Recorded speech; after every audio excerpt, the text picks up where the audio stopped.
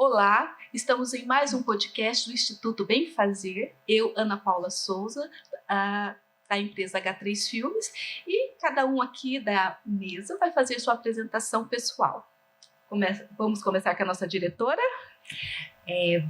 Sou Carolina Fonseca, sou diretora executiva do Instituto Bem Fazer e trago essa metodologia, em primeira mão no Brasil, para diminuir medo, ansiedade e que a família seja mais ouvida dentro dos hospitais. É uma metodologia que está vindo dos Estados Unidos, do Hospital Johns Hopkins. Olá, boa noite a todos. Meu nome é Franciele, eu sou enfermeira de formação, Eu sou pós-graduada em pediatria, saúde coletiva, oncologia, acessos vasculares e também tenho mestrado em fisiopatologia pela UEL. Olá pessoal, meu nome é João Marcos, eu trabalho no Instituto Bem Fazer como gerente administrativo, eu sou administrador por formação e eu estou desde o início dessa caminhada com a Carol até hoje. Muito bem, vamos lá agora para entender um pouquinho mais o que cada um faz dentro do Instituto. Vamos começar com você, Franciele. Como que foi a sua apresentação no Instituto? Como que você ficou conhecendo? Então, eu trabalhava, Eu entrei, na verdade, para trabalhar no Hospital do Câncer em 2014, aqui em Londrina, E conheci a Carol lá. A Carol já estava como voluntária. A Carol era um ponto de apoio bem importante para a gente, Muitas vezes a gente tinha as crianças que queriam tinham alguns desejos inusitados e a gente sempre recorria à Carol, para nos ajudar. E aí a Carol, viajada, nos apresentou, trouxe esse curso para Londrina, Foi o primeiro curso que foi ministrado dentro do Hospital do Câncer em 2018, E eu tive a honra de poder participar desse curso, Então foi o meu primeiro contato, com esse projeto lá dentro. E aí, depois, a Carol deu continuidade, Teve outros braços aí e a gente continuou, Então, desde então, a gente vem caminhando aí, aos pouquinhos, para tentar conscientizar as pessoas, da importância desse projeto, Fala um pouquinho mais, assim, como foi que a sua, como se diz, a sua participação dentro do projeto do Instituto? Como que está sendo para você essa experiência? Eu vou voltar um pouquinho lá atrás, só para vocês entenderem como foi o meu contato, Eu sempre falo assim, o curso em si, ele me trouxe uma visão do que eu fazia e do que eu poderia fazer, Então, assim, muitas coisas que eu já aplicava na minha rotina dentro da instituição, eu já fazia, Então, assim, eu fui vendo que tinha muitas coisinhas, nossa, isso eu faço, isso eu faço. Não fazia com aquela riqueza de detalhes que foi apresentada, Porque tinha uma demanda grande, E realmente demanda um pouco mais de tempo, Você fazer a aplicação de algumas coisas, mas no final das contas você percebe que isso te ajuda, Otimiza o seu trabalho, Porque assim, vou dar um exemplo. Eu preciso puncionar uma criança, Aplicado de uma maneira correta, ele vai otimizar o seu tempo. Então, o tempo, vou passar 10 minutos fazendo a punção. Às vezes eu passo 5, Se eu aplicar o método de uma maneira correta, Então, assim, a minha visão, eu falo que ela melhorou. Então, agora eu posso fazer assim, Que isso vai me trazer um retorno lá na frente. Às vezes o retorno não é agora, Mas ele é lá na frente. Um investimento, Exatamente, é um investimento de tempo, Sem contar que isso aproxima você da família, do paciente, Eu sempre falo assim que o curso, ele trouxe aquela visão assim de respeito. É uma criança, mas se eu vou tocar nela, eu vou dizer, olha, eu vou tocar em você agora, eu vou funcionar, olha para mim, Eu preciso ser honesta com essa criança. Às vezes fala, tia, vai doer? Vai doer. Mas vamos, depois você vai me dizer como você vai se sentir, Como você se sentiu depois disso? Né? Então, a gente precisa olhar para o todo, né? Não só para, vou gastar um tempo. Não, você precisa olhar todo o contexto, né? Senão... Você está falando funcionar, e assim, eu não tenho, como se diz, eu não entendo esse termo técnico. O pegar veia. Mostra na bonequinha que é a nossa... O pegar veia, né? Então eu vou colocar aquele elastiquinho, né? O garrote aqui na criança, né? Então, olha, a tia vai colocar esse elastiquinho, vai apertar, vai doer um pouquinho, né? Mas eu já solto. Então, ou como depois você me fala como você se sentiu, né? Mas antes disso, tinha todo um preparo, uma conversa, o que vai ser feito, né? Dependendo da criança, uma criança muito pequena, você vai explicar para os pais, né? Olha, eu vou precisar pegar uma veia do seu filho agora, né? Porque ele precisa receber tal e tal medicação, né? E um detalhe muito importante, nunca tirar os pais da presença dos filhos. Né, ou acompanhante, quem estiver lá, né? Então isso é importante, passa segurança também para a criança e mostra para os pais também a nossa parte profissional, né? De, eu sei o que eu estou fazendo, né? Então a gente também envolvia os pais nesse sentido, porque os pais são nossos aliados lá dentro, né?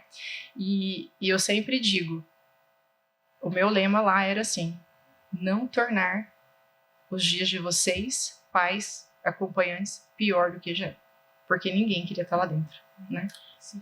E é bacana, né, Fran, que dá para você pedir para a criança pegar o garrote primeiro. Sim, fazíamos isso. Fazer, né, explicar, não só você mostrando, mas a criança fazendo, né? Ela manipular o material, né? Claro que assim, não tem agulha, por exemplo, sim, né? Mas dentro das possibilidades de mostrar o material que vai ser utilizado, a maneira como ia ser utilizado, né? Fazer toda a previsibilidade, né? Exatamente, porque a criança é muito essa questão, a gente trabalha muito essa questão, né? Tudo que é previsível. Então... E é bacana que acho que nesse tipo de metodologia, com esse brincar vindo do profissional, a criança constrói um trust, que a gente chama uma confiança muito grande. É onde ela conquista a criança e os pais, porque se teu filho está feliz, você como mãe está feliz também. Né? E os momentos lá são muito difíceis, né, Fran?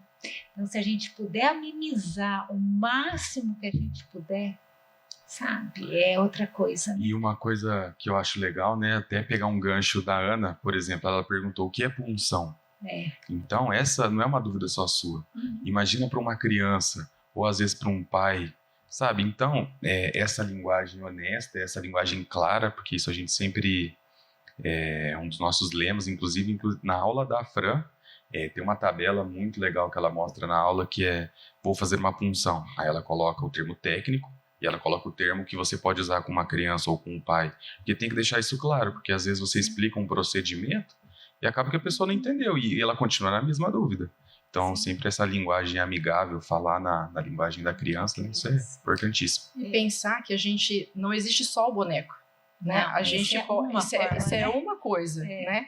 Mas quando a gente fala de como abordar, então assim, existem jogos de celulares, existe a música, existe a crença, de repente aquela família religiosa quer rezar, né? O abraçar, o toque, então existem várias formas, né? Eu já passei por situações de uma mãe me abraçar e falar assim, eu nunca me senti tão amada como eu me sinto aqui. Né? Então é forte para a gente ouvir isso, né?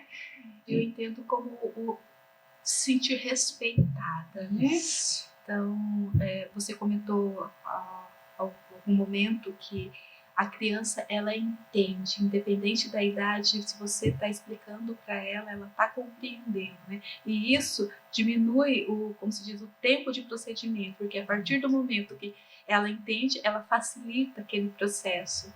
Sim, eu falo muito do respeito, né? Porque a gente fala assim, a criança não entende. Não, ela entende. Se você souber conversar, ela entende. Quando ela pergunta para você assim, vai doer, e você fala que não, você está mentindo para ela. Então aí, o seu vínculo, o seu estabelecer vínculo já ficou difícil. Né? Porque ela vai olhar para você e vai falar assim, doeu e você mentiu para mim. Né? Então eu preciso olhar para aquela criança e dizer assim, vai doer, né? Mas eu estou aqui com você. Depois você me conta como você se sentiu, né? Eu preciso valorizar o sentimento daquela criança, né? Quantas vezes eu ia, né, vamos falar de, eu vou funcionar um Portocate. Portocate é um acesso central, né, que as crianças que estão em tratamento oncológico geralmente colocam, né? Então, vamos fazer a punção do Portocate. Quantas vezes a criança com medo, e eu falava para ela assim, olha nos meus olhos, eu só vou te puncionar a hora que você falar para mim que está pronto. Né? Isso é passar segurança para ela, isso é passar segurança para os pais, né? E tentar tornar aquele momento menos doloroso, né?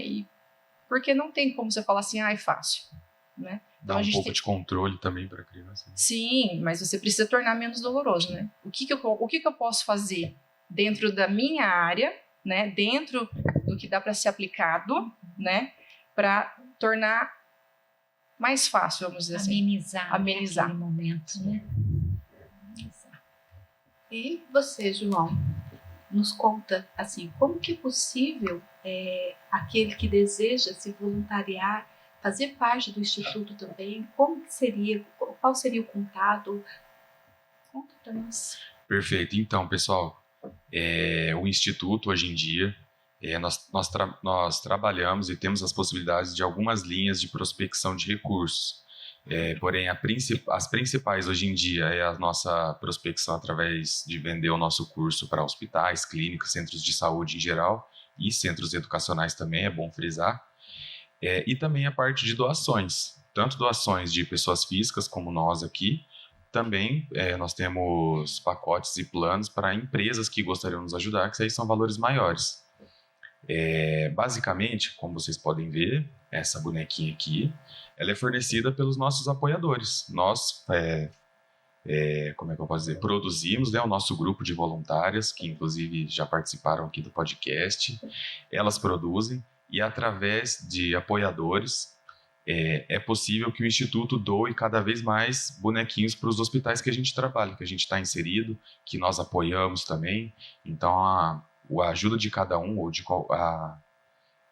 isso melhora muito e cada vez aumenta o número de pessoas que a gente consegue ajudar com as doações. E assim, deixar também bem para a compreensão de todos, que não seria só os hospitais, né? Isso. Colégios, empresas que queiram entender um pouquinho mais também do que o Instituto faz. Clínicas odontológicas, laboratórios. Eu sempre friso que coletar sangue é um momento difícil para a criança, muito difícil, apesar de ser, acho que, o mais simples de tudo. E é um dos que mais causa trauma, né, Carol? Trauma. Você vê adultos que têm medo de tirar. Pânico, né? Pânico. Então, em laboratório, acho que é essencial, sabe, essa nossa metodologia. Centros pedagógicos também. Centros pedagógicos, porque hoje nós estamos com crianças com muito... Depois da pandemia, muitos problemas de saúde mental, né, em que nós podemos também amenizar todo esse trauma, toda essa convivência um pouco mais difícil com os outros colegas. Apresentar para os professores, que eu falo assim, não são só os professores que têm que ser capacitados. As crianças precisam saber como lidar com esse coleguinha. Sim. E eu falo que toda a equipe tem que estar junto, e principalmente o pessoal da limpeza, que, querendo ou não, são as pessoas que mais têm acesso com essas crianças no parque, onde elas estão livres, que elas podem observar alguma coisa e levar para a pessoa responsável. Observei isso, observei que está muito quietinho, observei que não se interagiu com outras crianças. Isso é preocupante. Então, essa pessoa tem que saber que ela, às vezes, não é capaz de intervir, mas ela pode procurar a pessoa responsável. Então, essa unidade da equipe multidisciplinar é importantíssima, tanto na saúde como na educação. A Fran sabe disso, que entre os colegas, assim, por exemplo, plantão do dia não passar para o plantão da noite, exatamente todo o procedimento, não vai ter uma continuidade saudável. a Fran, por exemplo, muitas coisas, ela tem que, se ela vê uma criança em estado assim, talvez de algum abuso, uma criança vulnerável, ela não é capaz de lidar, mas ela vai procurar assistente social, que vai atrás da família. Então, esse laço tem que estar muito conectado. Essa comunicação, Essa né? comunicação tem que ser muito conectada. Inclusive a forma de abordagem também, né, Carol? A forma de abordagem, porque a primeira parte tem que ser para um psicólogo passar para elas, por exemplo, para um enfermeiro, em que, por exemplo, em estado cognitivo está essa criança. Aí ela vai saber que linguagem ela vai falar. O médico tem que estar muito conectado. A equipe, né, multidisciplinar, na verdade, ela precisa estar bem alinhada, né, com essas coisas. Isso. Né? E uma coisa que a gente conversa bastante é a questão da cultura, né? Nós temos uma cultura um pouquinho diferente, né, aqui no Brasil. Lá no John Hopkins isso é uma profissão. Aqui a gente precisa conscientizar as pessoas, né, que o trabalho que o Instituto faz é para ajudar, é para trazer benefício, não só para a família que está lá, mas para a gente enquanto profissional, né? Isso. Mas isso é um trabalhinho mais, assim, um passinho de cada vez, uma formiguinha, né? Estávamos conversando um pouco antes, né, a respeito do ser entender que ele tem que praticar o amor em atos, né? E assim, se fala muito em amor, mas em ação ele não consegue fazer um pouquinho mais, né? O amor dele fica apenas em palavras, mas o amor que ele não se torna prático, ele não é amor. Sim. E é tão simples, né? É tão simples. Eu falo que o amor não é só dizer, eu te amo, né? Você ir lá, você acolher, você dar um abraço, você se fazer presente, já é uma forma de você estar dizendo indiretamente para aquela pessoa um eu te amo, ou eu estou aqui, né? E em momentos bem difíceis, assim, que às vezes a pessoa ela está no seu emocional abalado, né? Ter pessoas conscientes que, assim, talvez aquela ação daquele momento é pela dor dela, né? E se colocar no lugar dela vai fazer muita diferença. Não fazer mecanicamente as Exatamente. coisas, sabe?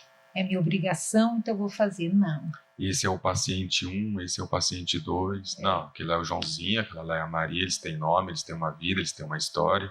E cada um tem que ser tratado da melhor forma possível. Respeito, né? Respeitar a história de cada um. Exato. Né? É muito importante essa questão do chegar e se apresentar. Oi, eu sou a Franciele, eu sou a responsável aqui. Se você precisar de alguma coisa, eu estou à disposição. Vamos conversar, vamos tirar quais são as suas dúvidas, né? E isso é em qualquer lugar. Vamos encerrar mais esse podcast, lembrando que teremos outros episódios e aguardamos vocês. Muito obrigada, João. Muito obrigada, Fran. Muito obrigada, Carol. Olha, já tô íntima, hein, Fran? Ô, Ana, se você me permitir, eu só queria fazer mais um adendo. Então, pessoal, quem tiver interesse em contribuir com o Instituto, eu vou disponibilizar o link aqui na tela. O link não, né? O meu número do WhatsApp. Vocês podem entrar em contato comigo, que eu explico todo o processo para vocês, o que precisa, tá bom? Como é que funciona. Mas era isso, eu queria agradecer o espaço também, deixar o nosso site, que é o institutobemfazer.com.br. Lá vocês podem acompanhar a nossa rotina, os passos que nós estamos dando. Mas era isso, queria agradecer pelo espaço. Agradecer muito a H3 Filmes, que é nosso parceiraço, né, para divulgar nosso trabalho, a Cristiane Teodoro, que dá, né, uma arrumada na gente. Isso. E todos os voluntários, né, Carol? Todos os voluntários, Esse projeto Não aconteceria. não aconteceria. Sim. E eu só quero fazer uma pergunta para todo mundo que está nos vendo. Vocês gostariam de ser cuidados por um profissional igual a vocês? Acho que é essa a pergunta que fica. E é isso. Obrigada. Muito obrigado.